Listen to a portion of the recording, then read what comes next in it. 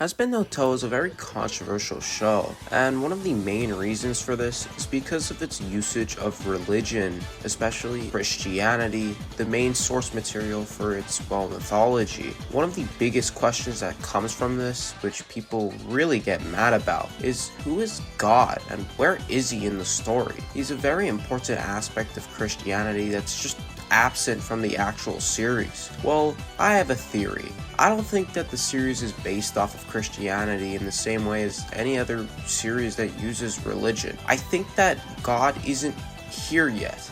I think he's coming to the series because Alastor will become the god of Hazbin Hotel.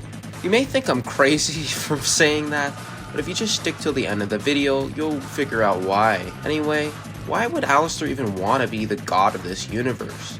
Well, think about it. He cares about his power a lot. In the fight against Adam, he brags about it, about how he could be even stronger than Adam, even though he loses and looks like a fraud.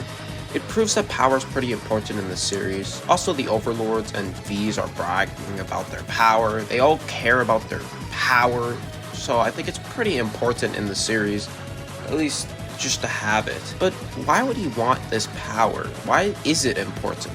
Well, I think that you could actually break soul contracts. The most theorized character to own Alastor's soul is Lilith, and I think the only way he could really gain enough power to break a contract with her, or to be able to threaten her, is if he takes over heaven, so then she would have to use his soul as a bargaining chip to basically stop him from having control of both heaven and hell. I think this is possible.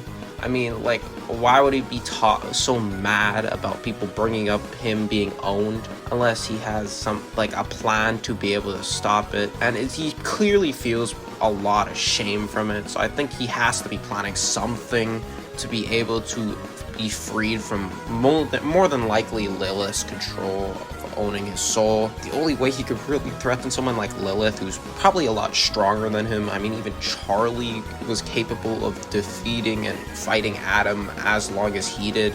Imagine someone like Lilith, who's way older and way more powerful, has been in heaven since the beginning of time and space. I think that it would make a lot of sense if Alastor had a plan to get over her. And the only way he really could overpower someone like that is to either have all the power from hell and heaven, basically becoming God, or being able to just have the bargaining chip of having all of heaven under his control, which would make sense and would pretty much force Lilith to give back his soul to be able to basically save heaven. I think that she's going to be revealed to be a lot more complex than just being this stoic character from the end of season 1. I think that she's probably going to care about heaven a decent bit so she could keep on, chilling like she did at the end of season 1. I mean, maybe she also cares about Charlie and maybe he uses that to his advantage. But overall, I think that he'll definitely use that to his advantage.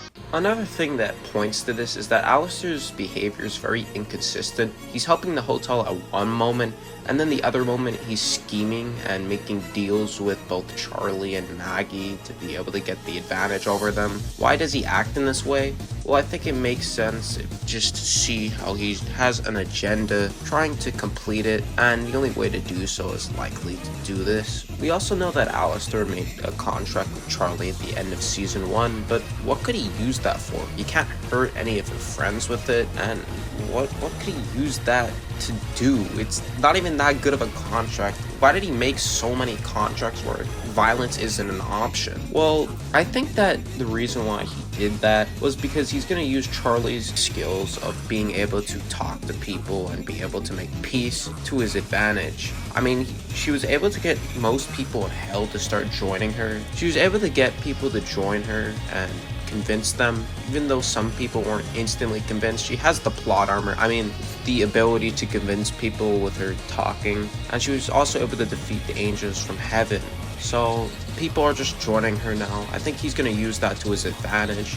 How the events I think will play out is that season 2 would focus on fighting the V's. Alastor will fight the TV guy just like in the trailer for season 2. The Seraphim will attack Hell, and that battle will also be mostly resolved in season 2. And eventually, with the help of Serpentian, they'll make peace. And this is what Alastor will use to get to heaven and get control of it. I think this would make sense because, I don't think they could keep having Alastor being just good and then scheming the other minute like for another season. I mean, maybe if they're like crazy, but I think it would just be really bad writing. It's already an issue with season 1, so I think that she probably knows this Bisbee Pop and will definitely write around it or finally explain it, because I think there has to be a reason. It would be really weird if there wasn't. She usually is pretty planned out with a lot of things, like the lore of the series, with Lilith, with all this content from the series, but I don't know. Of course, if he has control of both heaven and hell, this would mean that he has power in both of the main realms. And what's the difference between that and being a god? Not really much. I think his inconsistent behavior in the series could be explained by this. Maybe he was previously a deity. Well, we know that he had a past in the human world, but he viewed himself in that light as a god. This could explain his inconsistent character in the series, why he's half the time good and half the time just scheming. This could be because he's testing the Hazbin Hotel if he's gonna keep it around after he becomes a deity, after he wants to do his dream that he could not complete in the human world.